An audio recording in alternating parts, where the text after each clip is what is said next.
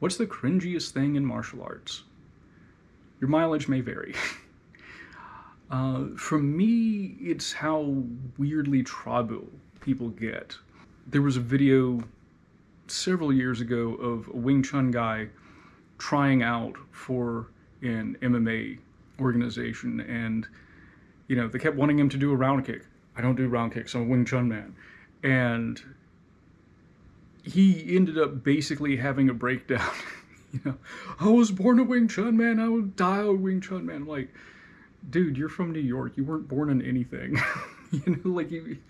You were not born into a style, but just sort of that, this is such a part of my identity that I'm from this martial art. I think that is very cringy, and weirdly I see it in the people who are either very new to that martial art because they become, they encountered it somehow, some way, and became enamored with it, and they've never touched any other martial art, and that's the martial art for them. Okay.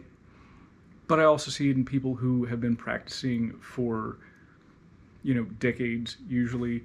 And again, they put so much time into this, they have this investment, and it becomes part of their identity.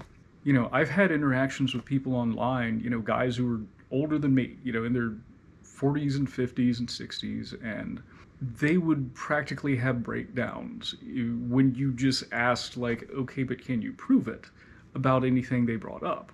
You should respect me because of all my years and this, like, I respect your dedication. What I'm asking for is evidence of the claim you're making. I'm not going to accept anything you say at face value. So it's just that sort of thing. These guys who've, become elders in the tribe and you can't question them. To me, that's as cringy as it gets. We as humans should not take anything at face value. I may have brought this up in another thing because it still boggles my mind. There was a guy who insisted that a palm strike was 7 times as powerful as a punch. I'm like, okay, that's a very specific number. Tell me where you're getting this information.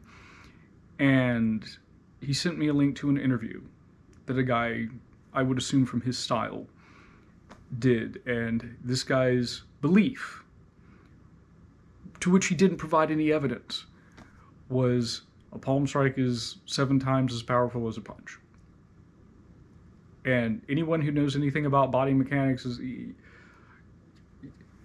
from here to here, that's like the least important part as far as power generation goes, right? So, but this guy accepted it at face value because, some dude in Korea gave his opinion even though he didn't back it up. So yeah, more critical thinking, the lack of critical thinking, the lack of being willing to entertain the idea that someone outside of your martial art might have something valuable to offer you. It all sort of comes back to the same thing, and I hate it.